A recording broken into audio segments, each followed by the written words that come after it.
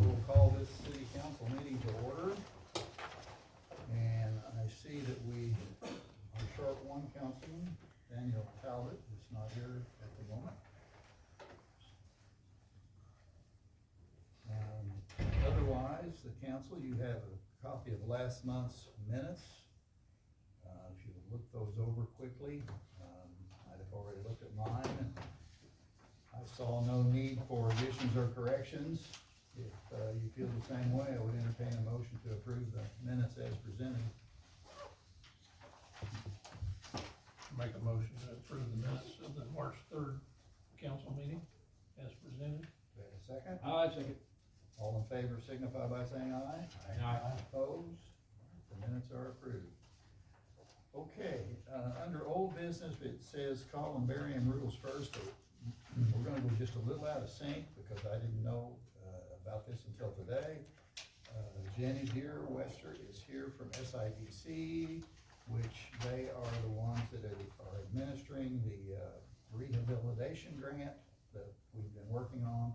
And there's some additional information that she needs to share with us, so I'm gonna let her go, so that she can head back to Lagodi, because as you know, I'll get my business done quickly. there's a big detour going down that way right now. So, first thing I have was, last month's meeting, you decided to go ahead with our agency for the administration of your grant. So I have the contracts. They are,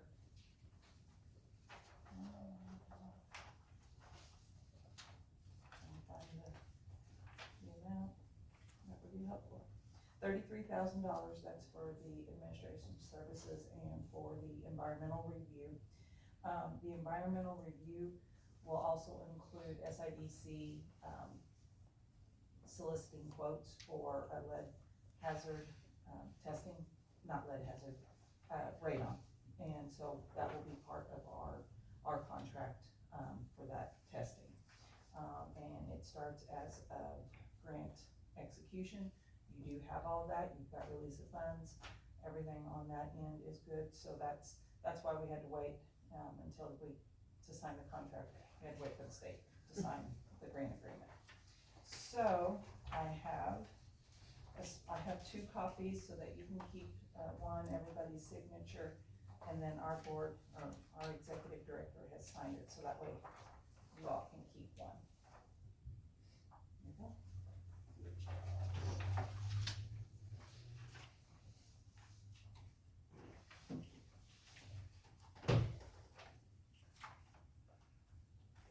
And while the council is signing that, I will mention that one additional step that was required is all of this, because it is grant money, has to have an inspector. And we put out a request for multiple quotes, and we only got one back. I got one today, Got one I was today. wondering if you, is it but that's the only from, one I've received, so I didn't know when the deadline was, or, Bailey? yes. Yeah, if we can have that to open it so that we can make a decision which one you wanna go with. So we will have a choice. But the inspector, the way I read this, first of all, they detail what activities follow the Indiana Residential Code. They'll take pictures and before. Then they will write the specifications of how the work should be done. Then they will inspect the work after it's done, make sure it's up to code, and take pictures again. Yes. That is their role.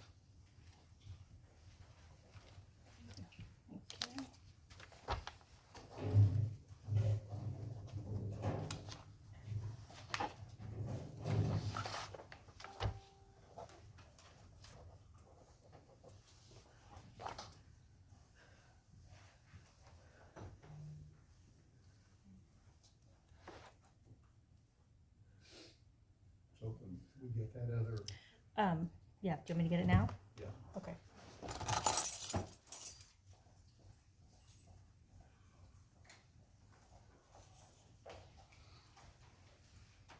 So take a breather and think about all the good basketball games that's been played this weekend, and the big one tonight. You sign that one.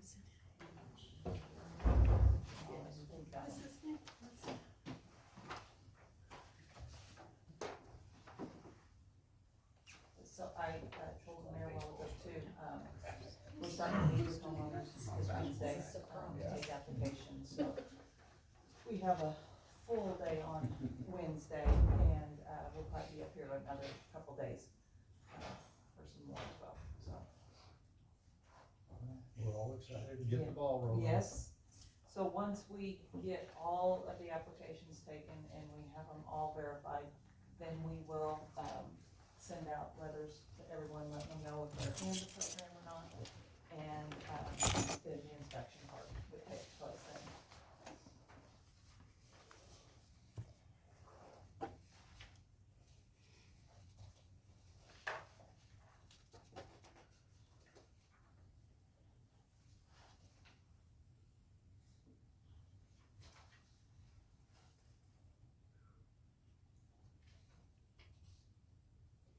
Well, we have one quote that is from James Harden Home Inspections, and if I'm looking at this right,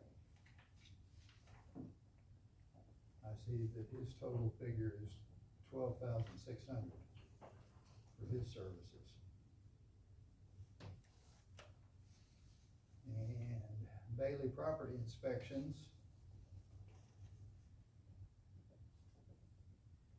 they didn't total it. So I guess I'm gonna have to do some math here. Say, I can pull it up real quick here for you. He's got it by department, but not Okay. total figure. That's 12.6 is whatever it is, he says, you know, that's his final total here.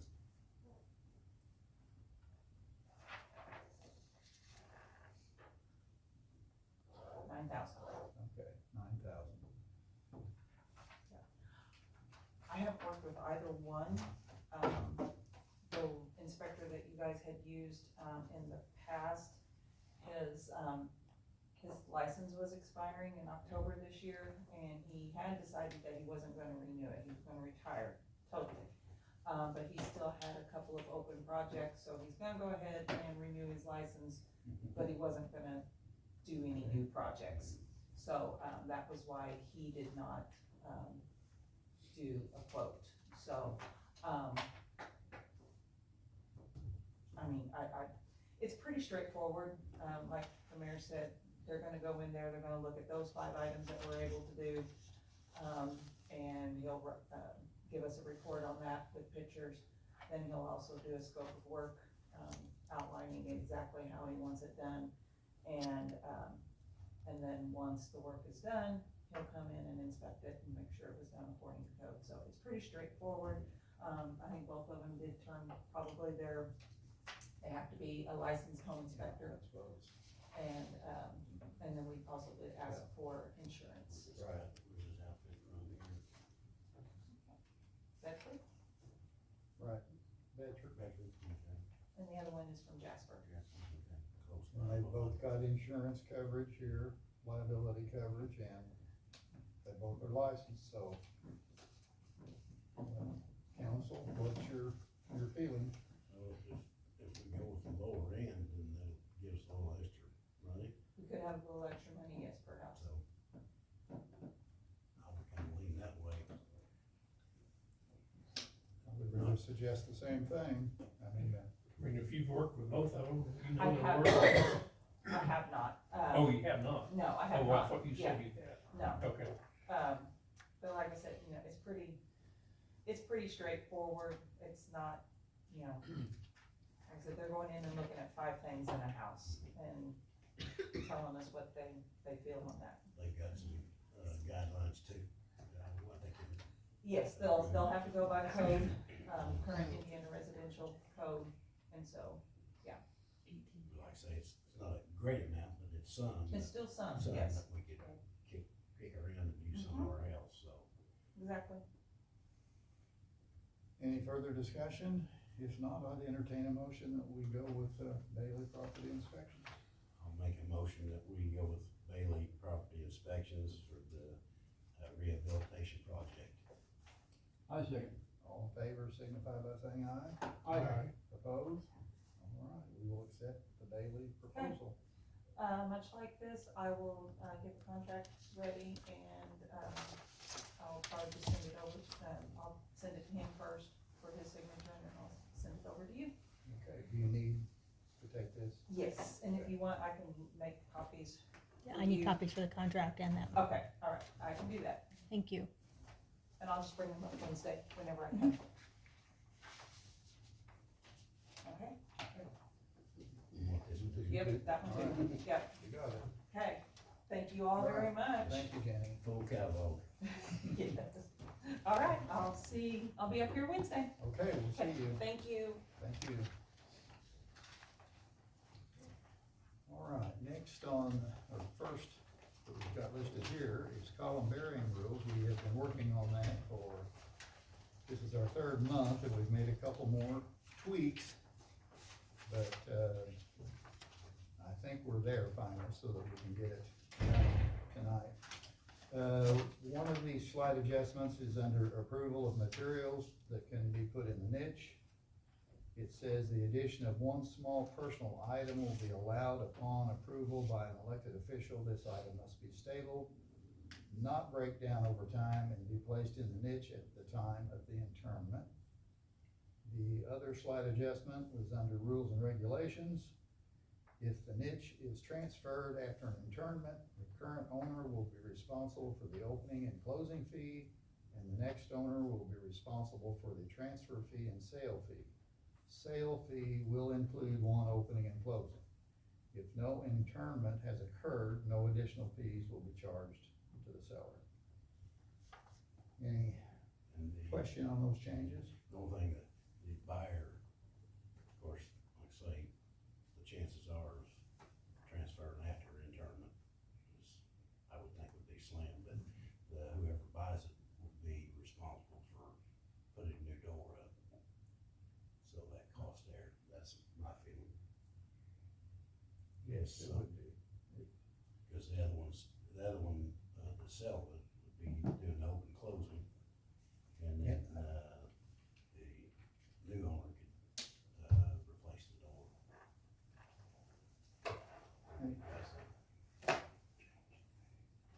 Do we have any idea what the cost is? Cost of a new door is $250, and cost of the, work to inscribe it is about $200. So. But Greg's got this put in an ordinance format so that we can approve it tonight if everything else sounds okay. If there's any further thoughts on that? And I think we covered it all. You got any input? Not really. Someone would like to make a motion that we approve the amendments of the columbarium that will be added to the cemetery rules. I'll make a motion that we approve the cemetery rules as they're written. Do you have a second? I second. All in favor signify by saying aye. Aye. Opposed? All right, that's the first reading, and my understanding is we need to, rather than wait another month and have a second reading, I'm gonna ask for a motion to suspend the rules so we can do the second reading tonight. So if someone would make that motion to suspend the rules. I'll make a motion that we suspend the rules so that we can have a second reading on the motion tonight. A second? I second. All in favor signify by saying aye. Aye. Opposed? All right. Second reading, as I've already stated what the changes were, and we are requesting that you approve the columbarium rules to be added to the overall cemetery rules as presented and put into an ordinance form. Do I have a motion to that effect? Just need a motion to amend, the existing with the new. Yes. I'll make a motion that we amend the cemetery rules to include the columbarium rules and, prices there. I second. All in favor, signify by saying aye. Aye. Opposed? All right. Are we covered on that one? Yes. Okay, we got that one. All right, let's see. Get back to my list. Go down to the ready for new business. Redevelopment Commission members, that board has been filled. The redevelopment commission members are Sam Wilson will serve as president, Larry Caudell as vice president, members Mark Bryant, George James, and Chrissy Mundy. They had their organizational meeting and chose officers and approved and looked over the next item there, which is the redevelopment report that is required, commission report. The report is actually for the year of 2024. It's due on April 15th. It needs to be approved by the council before it is sent on. It was prepared by Reedy Group, which is a financial expert. They're really good. You can see it is quite lengthy. Almost all of it lists every landowner, property owner that is in the TIF district, which, to make a long story short, was established when the Hamilton Boulevard Industrial Park project was put into effect. The TIF district raises the funds to pay the bond off. And that bond for that project will be paid off at the end of 2027. And like I said, this lists how much we still owe. We still owe 2 payments, approximately $291,000 we still owe, so we still got about $145,000 payments to make. But that money comes because the TIF district was established, and what that means is the people inside that district, which is Hamilton Boulevard on the north, down to Hancock on the south, Meridian on the east, all the way out to Highway 37, Antique Burton on the west, and then it's a big L shape. It runs between Teak Burton and Highway 37 all the way to Cedar Hills Credit Union.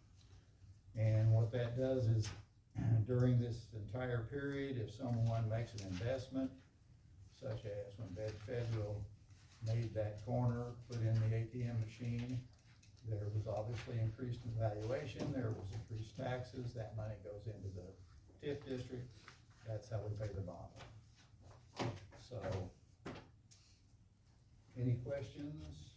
Hope not, because I'm no financial wizard. We're not going line by line. Not unless you wanna miss the ball game tonight. Not only that, there is no way that I can see that. Pretty small print. Maybe there's a reason it was printed like that. Maybe. If there's not any questions, I would entertain a motion to approve this so that Vicki can send it on. I'll make a motion that we approve the reporting requirements from the Mitchell District. Do I have a second? I second. All in favor signify by saying aye. Aye. Opposed? All right, we will be able to send that report on to Indianapolis and make their day. Next, planning commission members. The planning commission members are George James, Chris Carlisle, Vicki Schlegel, Steve Dobson, Jack Tyree, Martha Arnold, and Terry Sloan. We put that commission back together. It had been inactive for a while, but they are there in case we had a chance, say we had some open property and we wanted to develop a subdivision, or a large industry came in. Those types of uses need planning. The planning commission would sit down and work with the developers, and then they would come and make a recommendation to city council whether or not that should be, how it should be zoned, how it should be accepted into the city limits, possibly if we annex some property, all those kind of things would come under their purview. So that doesn't need any approval. The council made their appointments, I made my appointments. It's just information so that you know who is on that commission. Next up, it's increase in water reconnection fee. The current reconnection fee, if we turn someone's water off, which we would only turn it off if they had not paid their bill for 2 months in a row, then we would turn their water off. unless it's December. We don't turn anybody's water off in December because of Christmas. So, right now it's $15 to be reconnected. And because it is such a low fee, a lot of people just let that 2 months run. They don't see $15 as anything to get excited about. So I think you did some checking around to see what other communities are doing, and most of them were in the $50 to $75 range to reconnect, partly to discourage people from doing that. So that's the 2 reasons that the Board of Works looked at some numbers, and they suggested that we raise the fee from $50 for a reconnect. So is there any thoughts by the council on that? I think we just about have to, and, like I say, a lot of discouragement when we did kind of the same thing when we did the mowing ordinance. Used to, it was like $25 or $20 to mow a yard, and I think most people probably let them mow it for $20. It was a good deal. So we raised it, and the price went quite a bit up, and I don't know if it's backed off any on our mowing much. Not quite as much, yeah, So it's made it. curtailed that a little bit, but I think this is a good move, and, financially wise and deterrent wise too. Any other comments as far as if that's okay? What do we charge to have somebody hook up? The hookup on water is, I don't know it off the top of my head what I think it's $100 deposit. $100 deposit. No, I'm talking about for a new house. Oh, too. brand new. Oh, the new, tap. Right. then, yeah, the tap fee, I don't know off the top of my Yeah, head. the tap, I'll probably get them turned around.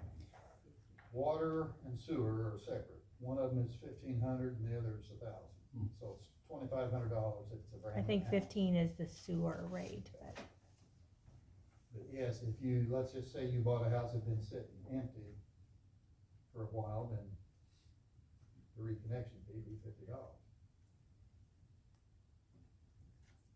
Plus your deposit.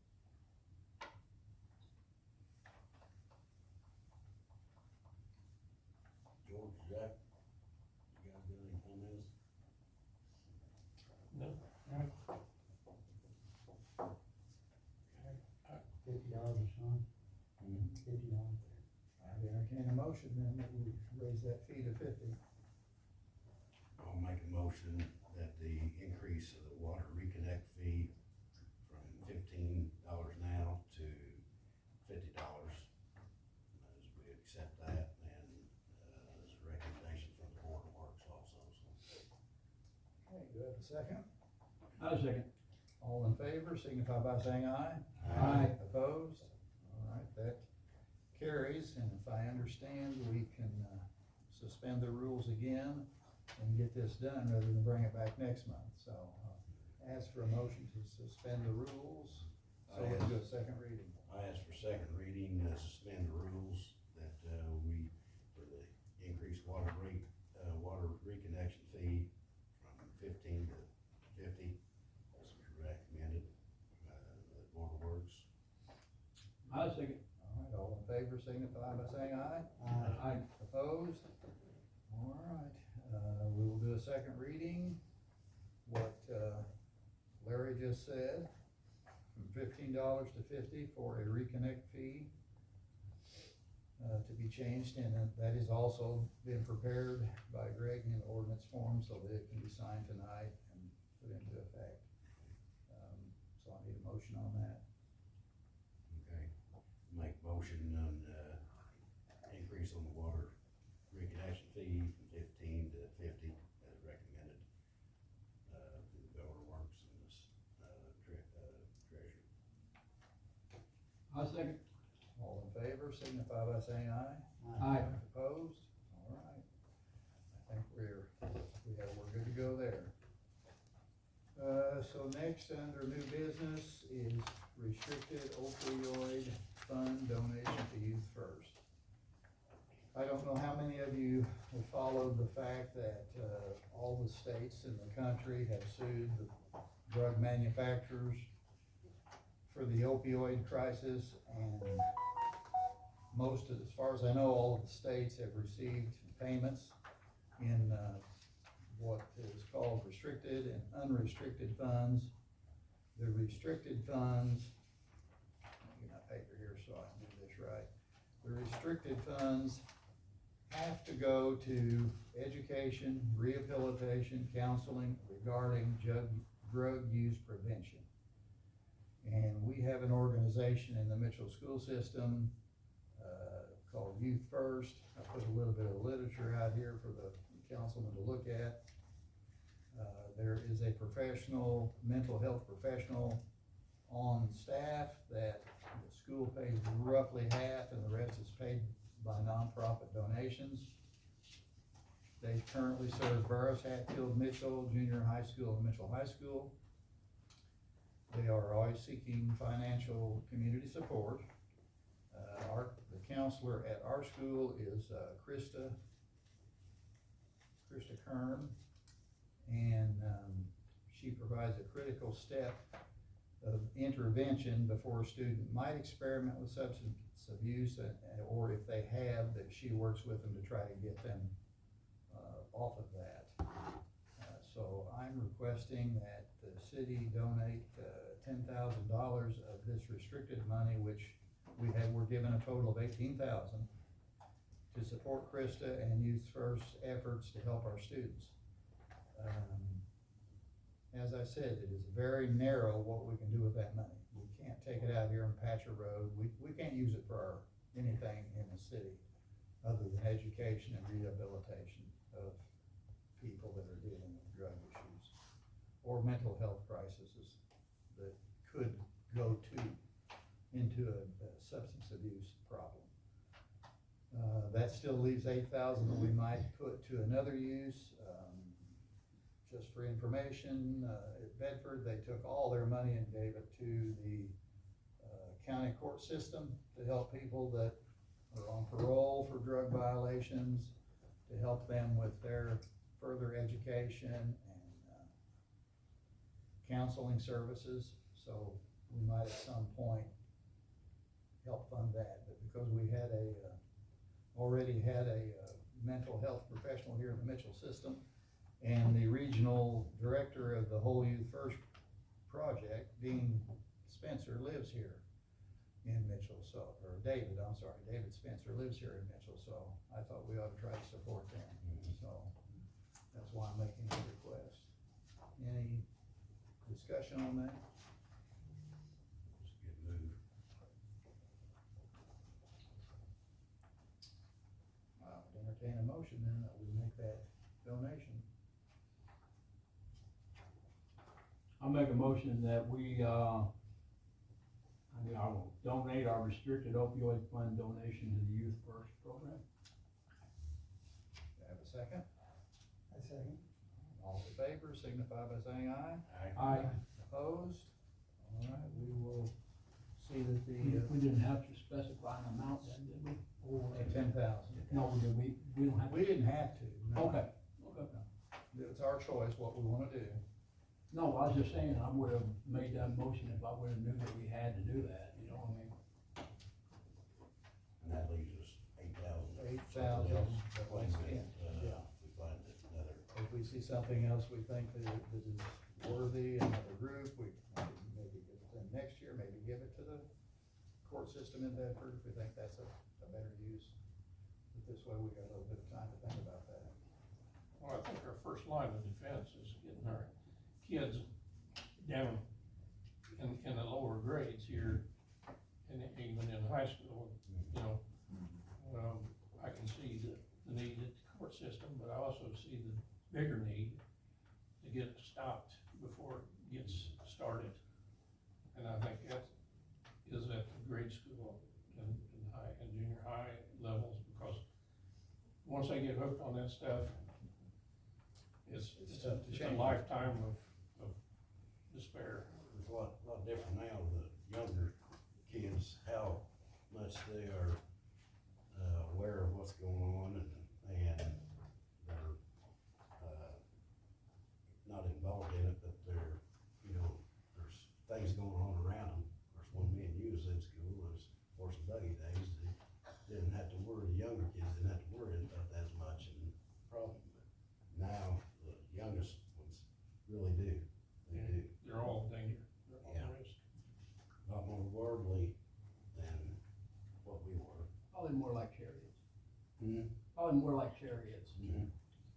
Could be.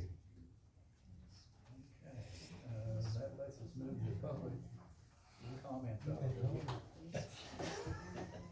And Barbara McKnight from MCYL. So we're trying to do some good things out there at the ball field. Trying to do upkeep to it that needs to be done and all. And on Meridian Road, the south entrance to the ball field, there's a culvert there going into the parking lot. And then from that culvert, there's like a, I don't know, I didn't measure, a 20-30 foot ditch, and then there's another culvert before you get to the road. And I don't know what I'm doing, but I was wanting to ask if the city could put a culvert in that ditch to where it's all, instead of it being, and our parking lot actually has gravel where, some of the grass has growed up and all, and we've actually had, people step up and are going to donate us some more gravel, so we could actually make that entrance from the south, that's just like a one lane entrance, we could widen it out. I know we've had some, semis make deliveries out there for our fundraiser last year. He liked to never got in, and when we did try to get him out, we had to take him out behind the blue garage building that's sitting down catty corner, because his truck, he couldn't make a turn out of, or the parking lot. So basically, That would help your exit and entrance of that location. Well, we can certainly take a look at that and see if we can't do something to make that better for you. that would be much appreciated. I'll get with, Tyler and Gerald and we'll go out and look at it. Okay. And see what we can do. All right, thank you. And if it's okay, I need to get it back out there so I can paint. Okay. Thank you. Anything else, before the council that you can think of? I have a question for you. You talk about the kids. Do we have any information or organized information about the adults that have been prescribed opioids and are having trouble getting off of them? Is there any program for them also? Well, that program through the courthouse would be for adults. Okay. Matter of fact, that's mostly for adults. I mean, there's some juveniles in it, but, But that's once they, they get into things illegally, but aren't there people around who've been struggling with, addiction to painkillers and things that have been just subscribed to? Like I was subscribed, antidepressants, okay? And I got myself off of those, but it was not easy at all. And, it's a similar situation. I don't know how many other people are on things like that who are now addicted to them, and I don't know whether we have a mechanism in place to help those people. Do we? in other words, something like Alcoholics Anonymous. Well, I can't say for sure if there's something at the county level. There's a county meeting and an AA meeting over at the Church of Christ okay, every month. and they address those issues? Okay. I just wondered, when you brought it up, I just wondered about that, whether, certainly, Well, certainly I needed. agree with the children coming first, but I was thinking about other, adults that, Yeah, adults have to get their act together to help the kids out yeah, in the home life. yeah. Okay, I just thought it was a question worth asking. Thank you. Anything else? The only thing, I know, Troy, you brought up about animal, and I think Donna's gonna have Lori sent out to the councilman, for the next meeting to study that. He had some suggestions that might help. put that on our May agenda to Thank you very make some changes to the ordinance that'll make it a little easier to deal with. Yeah, everybody can get that and study it, and have their input, so. That's all I have. All right, I'll entertain a motion to adjourn. I make a motion that we adjourn the meeting. I second that. All in favor, say aye. Aye. I'm sure nobody's opposed. So who put this out? We did this first one. Who put this out? Yeah. Someone